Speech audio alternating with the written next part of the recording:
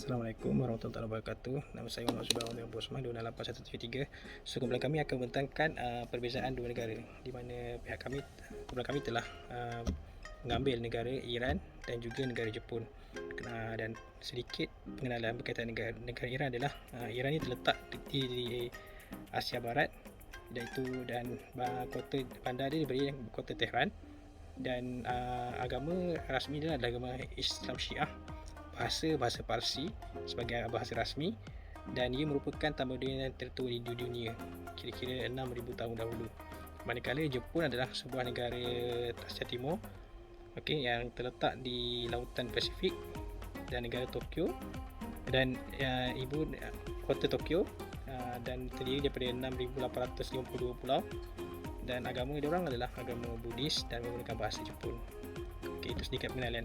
Berkaitan dengan sosioekonomi, so kita dapat perbezaan di antara Iran dan juga Jepun, iaitu Iran ni dia bergantung kepada sumber-sumber ekonomi seperti petroleum dan insurans dan pembinaan. Dan pada zaman kegemilangan bagi Iran adalah pada 1941 hingga 1979 di bawah naungan Muhammad Reza Shah Pahlavi. Manakala Jepun pula dia bergantung pada sumber mentah dan import minyak. Maksudnya dia tak ada sumber pertanian adalah merupakan sumber-sumber yang sangat dilindungi. Maharaja Meiji telah menunjuk semboyan iaitu diberi nama Shokuzen Kogyo, iaitu menjalankan program industri berat. Seperti yang kita tengok sekarang ni, terdapat banyak industri berat yang telah melopori dunia seperti Honda, Toyota, Mitsubishi dan juga lain-lain. Dari segi kedudukan geografi dia, kita dah nampak dari segi keluasan negara Iran adalah 5 kali ganda daripada kawasan Malaysia, dan dia punya kawasan itu terdiri daripada gurun dan juga ada lembah lah. Di mana kita dapat migrasi pindah antara bandar dengan ni adalah kerap lah. Sebab apa? Gurun kan. So yang Jepun kita ambil di negara belah timur yang banyak pulau, dan kita nampak negara ni dia ada isu sikit dari segi dengan gempa. So kawasan tu dan juga kebanyakannya komuniti duduk di pesisiran lembah dan juga pantai. Kita nampak Iran ni dia negara yang tak mesra dengan Amerika Syarikat, dan Jepun ni lebih mesra dengan Amerika Syarikat. Terima kasih. Hello, hai. Nama saya Syamila binti Husin, nombor metrik 268212. Saya akan menerangkan mengenai polisi di negara Iran dan Jepun, iaitu menyentuh mengenai Republik Islam Iran. Kementerian Tenaga bertanggungjawab atas dasar dan pengurusan penjanaan, penghantaran serta pengedaran tenaga elektrik syarikat dihasilkan, dihantar dan diedarkan oleh Kementerian Tenaga atau Tavanir dan anak-anak syarikat wilayahnya seperti syarikat penjanaan elektrik, pengedar elektrik daerah.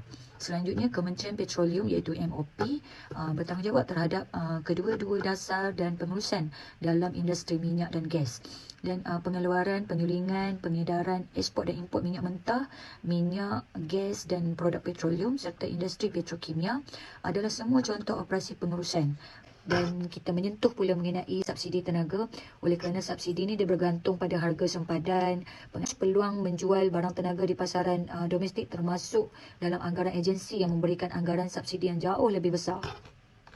Dan juga mengenai polisi minyak pula untuk membina ladang baru dan meningkatkan faktor pemulihan ladang semasa Iran menyedari pentingnya pelaburan asing dalam sektor minyak dan menawarkan kontrak pembelian balik kepada pelabur antarabangsa. Menyentuh juga mengenai pengembangan gas asli, iaitu Iran telah menggunakan sebahagian besar bekalan gasnya yang semakin meningkat dan menggantikan gas asli untuk penggunaan minyak domestik dalam pelbagai industri. Saya ingin mengupas mengenai perbandingan di monarki Jepun. Menyentuh mengenai dasar tenaga pula atas dasar keamanan. Salah satu tujuan dasar tenaga adalah untuk mendapatkan bekalan yang stabil dan menghasilkan bekalan tenaga yang rendah dengan meningkatkan kecekapannya, iaitu kecekapan ekonomi, dan juga meningkatkan kesesuaian dan keselesaan keadaan lah, iaitu persekitaran. Objektif dasar yang tepat yang harus dicapai mengenai keselamatan tenaga, kecekapan ekonomi dan persekitaran merupakan sudut pandang dasar yang digariskan dalam Pelan Tenaga Strategik yang ditunjukkan di bawah dalam kajian permintaan dan permintaan tenaga jangka panjang. Selatan. Okey, kita tengok dari sudut keselamatan, masyarakat ini lebih prihatin terhadap penentangan terhadap kemudahan bekalan bahan bakar lain seperti minyak dan gas, serta kemudahan penjanaan tenaga angin yang lebih rentan terhadap bencana alam dan faktor lain. Manakala dari segi keselamatan negara pula, oleh kerana penutupan loji tenaga nuklear, kadar kecukupan pekerjaan menurun kepada hanya 6% saja, yang kedua terendah di antara 34 negara OECD, dan juga tahap yang sangat rendah ini jika dibandingkan dengan negara pengeluar bukan sumber seperti Sepanyol, Itali dan Korea Selatan. Kita menyentuh mengenai kecekapan ekonomi jika nak dibandingkan dengan tahap sebelum gempa besar Jepun Timur. Tenaga nuklear akan digunakan sedikit, sementara tenaga yang diperbaharui akan digunakan lebih banyak, yang mana merupakan elemen utama mendorong kenaikan kos elektrik. Itulah sedikit ringkasan dari sudut pandang mengenai polisi di negara Iran dan Jepun. Assalamualaikum warahmatullahi wabarakatuh. Nama saya Rusmini binti Rosman, Memetrik 267371. Seterusnya saya akan menerangkan tentang cadangan bagi penyelesaian isu teknologi di Iran. Okey, antara Iran dan Amerika Syarikat adalah satu keganasan yang kita sedia maklum. Okey, justru saya mencadangkan kedamaian perlulah dilakukan, antaranya para pegawai dari kedua-dua negara harus meredakan retorik mereka dalam ucapan, beralih dari retorik yang bermusuhan menjadi lebih sederhana. Ini akan membukakan saluran baru kepada secara tidak langsung dalam mengurangkan ketegangan di kedua-dua negara. Selain itu, untuk menghilangkan ketegangan ini, kita harus meningkatkan kolaborasi antara mereka melalui hubungan diplomatik dan kerjasama dalam hal-hal tempatan, serantau dan antarabangsa. Seterusnya ada cadangan bagi penambahbaikan isu teknologi di Jepun. Seperti kita sedia maklum, Jepun selalunya menggunakan teknologi hijau, dan antaranya adalah kita menggunakan Waste to Energy WTE.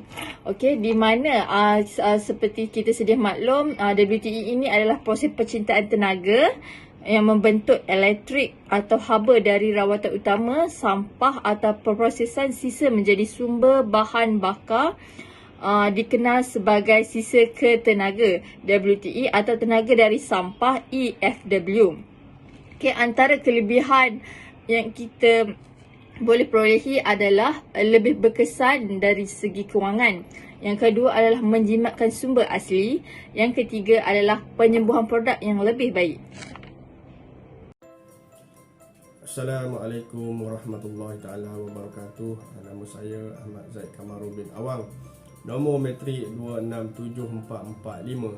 Di sini saya ingin menerangkan tentang perbandingan di antara negara Iran dan negara Jepun. Antara kedua-dua negara ini ada beza dari segi teknologi. Negara Iran merupakan negara Islam yang lebih maju dari segi perindustrian dan penerapan teknologi dan masih mengadakan usaha untuk menutup jurang teknikal dengan negara-negara lain.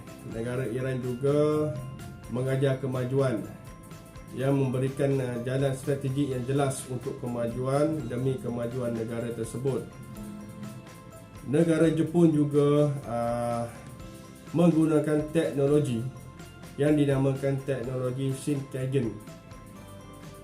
Teknologi Jepun pada masa kini yang dipamerkan adalah seperti teknologi kereta api berkelajuan tinggi. Daya teknologi Jepun pula termasuk dari segi keselamatan, kebolehkepajayaan dan juga daya maju jangka masa panjang. Teknologi Shinkansen juga diperkenalkan untuk memberi amaran awal sekiranya berlaku hal kecemasan seperti bencana tsunami dan juga gegaran gempa bumi atau dan sebagainya. Teknologi Shinkansen juga negara Jepun telah memperkenalkan teknologi yang terbaru yang dinamakan teknologi anemometer.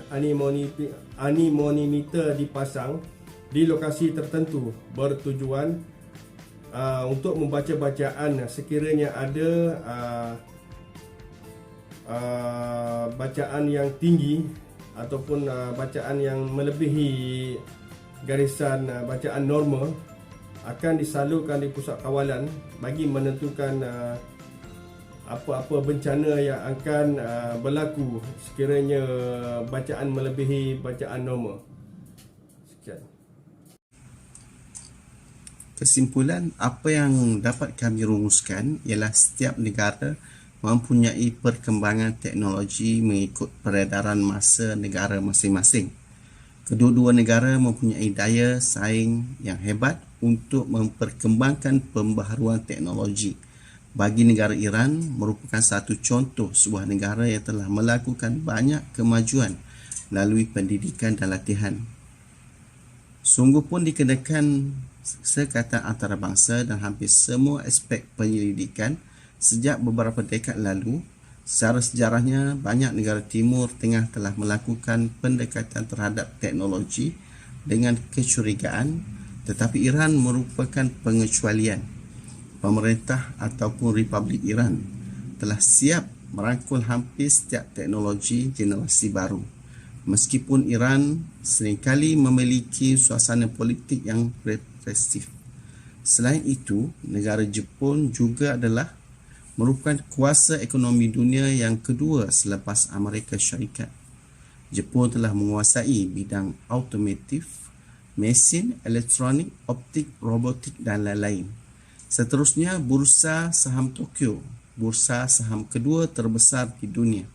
Negara-negara lain menjadikan Jepun sebagai contoh dalam sistem pembangunan sumber manusia. Jepun juga adalah pendahulu dalam bidang automotif. Walaupun dari segi peningkatan teknologi, berlaku penurunan antara negara-negara maju. Jepun tetap berusaha untuk terus meningkatkan tahap pembangunan teknologi demi masa depan negara sendiri. Sekian daripada kami, saya Muhammad Sufian bin Zakaria, 267212. Terima kasih.